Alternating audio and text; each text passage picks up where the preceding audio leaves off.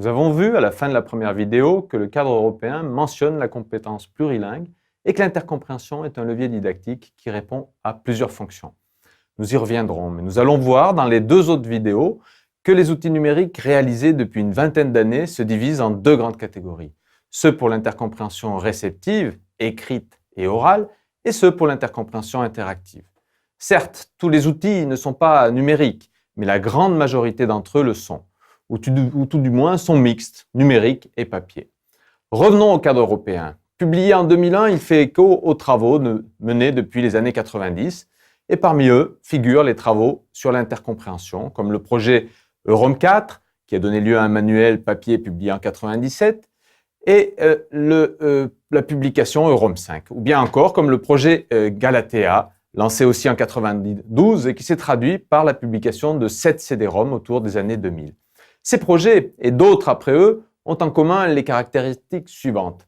La priorité accordée aux activités de réception, l'importance donnée aux connaissances préalables et le rôle attribué aux stratégies de l'apprenant. Que ces stratégies soient préexistantes, qu'elles émergent spontanément lors des premières tâches ou que la démarche pédagogique conduise l'apprenant à utiliser celles qui lui sont proposées. À cela s'ajoute dans la plupart des propositions un quatrième principe, constitué par la prise en compte de la parenté linguistique comme une stratégie de compréhension, d'apprentissage et d'enseignement. Beaucoup d'initiatives concernent la famille des langues romanes, d'autres la famille des langues germaniques, des langues slaves. Des travaux de recherche s'amorcent aujourd'hui sur les langues d'Asie, sur des variantes dialectales de l'arabe et aussi une famille de langues amérindiennes. Des méthodes et outils ont été réalisés, notamment pour les langues romanes justement, et parmi eux, un nombre désormais important d'outils numériques pour différents publics placés dans différentes situations. Je vais vous en présenter quelques-uns. Commençons par Eurom 5. Le site eurom5.com est donc issu du projet Eurom 4. Ce manuel avait bien fait l'objet en son temps d'un CD-ROM, mais celui-ci avait été jugé peu concluant. La version en ligne, publiée en 2011, qui double l'édition papier et peut même s'y substituer, est en revanche plus aboutie. C'est sur cette version, en tant qu'outil numérique utilisable en autonomie, que nous nous centrerons ici. Il s'agit d'une méthode visant le développement de la compétence de lecture dans plusieurs langues romanes, c'est-à-dire qu'il suffit que le sujet connaisse au préalable une des 5 langues cibles, le catalan ayant été ajouté à l'espagnol, le français, l'italien et le portugais, pour pouvoir apprendre à comprendre à l'écrit les 4 autres. Cet apprentissage est dit simultané, dans la mesure où des textes écrits dans différentes langues sont abordés dans une même séance. Par exemple, un locuteur de langue française travaillera dans une séance de 2 heures successivement un texte espagnol, catalan, italien et portugais en changeant toutes les demi-heures. Il y a 20 textes par langue, des articles de presse tirés d'Internet. Autour de chaque texte, il y a un dispositif d'aide à la compréhension qui peut être de 7 types, comme l'explique cette page. Mais entrons dans les textes pour voir cela de plus près. Par exemple, avec un texte en portugais. Dans la liste des textes en portugais qui s'affichent, choisissons par exemple le texte 7a. Avant de consulter les aides, il est conseillé de chercher d'abord à comprendre le texte avant d'activer les aides. Seule la traduction du titre est donnée dans les 4 autres langues quand on y positionne le curseur. Les segments bleu foncé, affichables à partir du dernier bouton d'aide en bas à droite, offrent une traduction dans les 4 autres langues. Mais il est recommandé de les utiliser peu ou seulement en dernier recours. Il est possible d'activer toutes les aides pour voir où elles se situent. Mais il est bien sûr préférable que vous exploriez vous-même cet outil pour vous faire une idée. Il est clair que dans une telle approche, le rôle des aides est essentiel. Elle s'appuie ici sur une comparaison très pertinente des 5 langues concernées par rapport aux objectifs visés, au niveau lexical et graphophonologique, comme dans la plupart des outils que nous verrons, et au niveau morphologique et syntaxique, avec des apports originaux. En revanche, rien ne motive véritablement la construction du sens, si ce n'est la motivation initiale du lecteur. Par exemple, l'envie de comprendre, de se prouver qu'on est capable, de découvrir des liens entre les langues. Cette motivation est-elle suffisante? Une utilisation en groupe avec un tuteur est-elle possible? Serait-elle plus stimulante? Seule l'expérimentation pourra nous dire quelque chose. Passons maintenant au projet Galatea. Dans les CD-ROM Galatea, la construction du sens est au contraire sous-tendue par des questions de compréhension globale et des activités multimédia qui stimulent une compréhension détaillée. Hélas, ces CD-ROM, qui datent de la fin des années 90, ne sont pas accessibles en ligne, même s'ils sont toujours disponibles. on se limitera à voir des écrans des 3 CD-ROM réalisés à l'attention des francophones en direction de l'espagnol, de l'italien et du portugais. Chaque module suit un schéma de ce type en 4 phases. La phase de compréhension détaillée, la troisième, constitue la phase principale d'un module. Elle comprend 2 parties, des activités ludiques de construction du sens et le texte, avec là aussi un dispositif d'aide interactive sous les mots et les segments susceptibles de résister à la compréhension. L'objectif est semblable à celui de ROM 5 puisqu'il s'agit d'atteindre rapidement une compétence de compréhension permettant de lire la presse quotidienne. En revanche, le nombre de textes à lire est moindre puisqu'il se limite à 5 pour une langue donnée. Le but est de faire découvrir l'intérêt de la parenté en stimulant les connaissances préalables et la réflexion, comparaison des langues, et surtout en suscitant des stratégies et une collecte d'indices de sens sans donner des traductions immédiates, mais en sollicitant parfois des traductions ponctuelles de divers segments. L'inconvénient peut être que le lecteur n'explore pas forcément beaucoup d'aide. Il peut même réussir la tâche de compréhension détaillée sans avoir résolu beaucoup de difficultés et il n'en gardera donc a priori que très peu d'acquis. C'est pourquoi une phase de bilan est proposée pour récapituler de manière active les faits linguistiques à retenir pour enrichir sa grammaire de la compréhension de la langue concernée. Au final, cet outil peut être vu comme plus ludique et propédeutique que d'autres du même type. À ce titre, il peut constituer une amorce en autonomie ou en classe avant de faire un travail plus systématique avec ROM 5 par exemple. Le troisième outil que nous abordons maintenant, Eurocom, est issu du projet européen Eurocom. Lancé en Allemagne à partir de 1998, à l'initiative d'universitaires de Francfort et Gießen, Eurocom décline l'intercompréhension autour de 3 familles de langues européennes.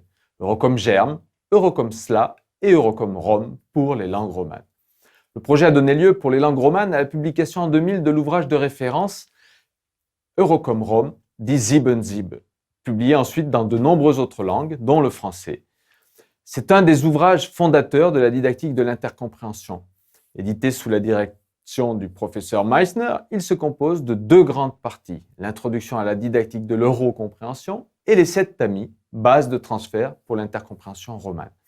Ces 7 tamis sont des filtres contrastifs qui permettent de faciliter les rapprochements entre les unités lexicales des différentes langues, entre les graphies, les structures de mots, dégageant ainsi des régularités qui vont être retenues comme règles de passage. Eurocom Online est une application sur Internet de cette méthode. Sur eurocompréhension.info, en cliquant sur un des 3 premiers drapeaux, on accède à la même interface où l'on peut choisir une langue romane, l'italien, le roumain, l'espagnol, le portugais ou le catalan. On notera d'emblée 2 choses. Le français ne fait pas partie des langues ciblées et toutes les indications sont en allemand. Cela témoigne du fait qu'au départ, Eurocom Rom propose à des locuteurs d'allemand connaissant le français en tant que langue 2 d'apprendre à lire les autres langues romanes en tirant parti de leurs connaissances préalables, dont le français bien entendu. Inversement, si vous êtes francophone et connaissez un peu l'allemand, vous pourrez en tirer profit, y compris pour développer votre compétence à lire l'allemand. Sinon, ce sera plus difficile. Sur Eurocom Online, les principes avancés dans les 7 tamis sont mis en œuvre systématiquement autour de textes divers tirés d'Internet et retravaillés. Des petites annonces, des textes descriptifs, des conseils pratiques, des instructions, des faits divers. Comme dans les 2 projets précédents, on peut accéder à des aides si l'on clique sur les mots ou groupes de mots qui nous posent problème, comme des formes verbales composées, des locutions composées, des constructions superlatives. Comme on le voit pour ce texte en roumain, il suffit de faire glisser le curseur sur le texte pour voir les segments sensibles. Lorsque l'on clique sur un segment, s'ouvre alors une fenêtre sur la droite de l'écran qui nous propose 3 options. Des aides tirées des 7 tamis, par exemple son appartenance au lexique international, sa parenté avec le français ou avec l'anglais, ou la suggestion d'une stratégie particulière, ou alors une indication morphosyntaxique ou sémantique. Apparaît aussi une icône de bloc-notes qui ouvre un espace où l'on peut saisir sa propre traduction, complète ou partielle, que l'on pourra comparer avec une traduction en allemand dans une phase ultérieure. Enfin, la dernière icône qui apparaît dans cette fenêtre à côté du texte représente une ampoule. En cliquant sur cette icône, des aides complémentaires sur le lexique et la grammaire sont proposées. On peut regretter que Eurocom Online ne soit disponible qu'en allemand, car c'est le seul dispositif avec Eurom 5 offrant un dispositif d'aide hypertextuelle en ligne pour la compréhension de textes écrits. À ceci près qu'à la différence d'Eurom 5, il est en accès libre. Une autre différence est le fait qu'il est possible de cliquer sur n'importe quel mot du texte et ouvrir une fenêtre d'aide. On peut y voir le risque de favoriser un certain butinage. c'est-à-dire une consultation des aides qui ne serait plus pilotée par une construction personnelle du sens, mais par la seule curiosité ou par une démarche linéaire, mécanique. Le quatrième outil que nous allons voir, Itinéraire roman, également en accès totalement libre, est un outil numérique réalisé par l'Union latine qui se différencie nettement des trois premiers dans la mesure où il met en avant en premier lieu la dimension ludique et dans la mesure où il n'offre pas un dispositif d'aide hypertextuelle sur un texte écrit. Destiné en priorité à un jeune public, 8-13 ans, le caractère plaisant des documents, des illustrations et des activités est le fil directeur de cette application. C'est là une autre différence, il est sonore et cela gagne en importance. Itinéraire roman se décline en 6 modules, chacun d'eux étant articulé autour d'un conte, d'un dialogue narratif ou d'une chanson. Mis à part ce dernier qui prend pour support un rap plurilingue, les documents supports des autres modules se déclinent dans les 6 langues cibles de cet outil, le catalan, l'espagnol, le français, l'italien, le portugais et le roumain. L'écrit et l'oral sont présents conjointement, mais il est également possible d'afficher les sous-titres dans une autre langue ou d'en afficher aucun. L'activité de compréhension du document support n'est pas étroitement liée à la comparaison des langues et à la construction du sens. La diversité des versions orales et écrites offre d'ailleurs la possibilité d'un nombre important d'itinéraires pour le comprendre, quand celui-ci n'est pas connu auparavant, comme le conte du Chaboté par exemple. La découverte des formes dans les différentes langues va se faire dans les exercices. Ceci offre une typologie d'activités importante. Associer des mots ou des énoncés avec des images, remettre en ordre des fragments dispersés, faire une écoute interactive et une sélection d'éléments. Certaines des activités ont un caractère scolaire plus marqué, comme celle qui consiste à remplir par glisser-déposer un tableau des formes correspondantes, dans 6 langues, les adjectifs de couleur, les pronoms relatifs. Mais en dépit de cela, ça reste une activité ludique. Cela, bien sûr, est à vérifier en situation d'apprentissage. En cas de difficulté, il n'est pas prévu de dispositif d'aide. Si cet outil numérique est utilisé en classe, l'enseignant s'en chargera. S'il est en autonomie, l'enfant devra faire des tâtonnements, explorer ce qu'il parvient à faire et laisser pour plus tard ce qui lui résiste ou consulter les solutions. Je vous invite maintenant à revenir sur ces 4 outils numériques pour les découvrir vous-même et à consulter également les ressources complémentaires. Et à bientôt.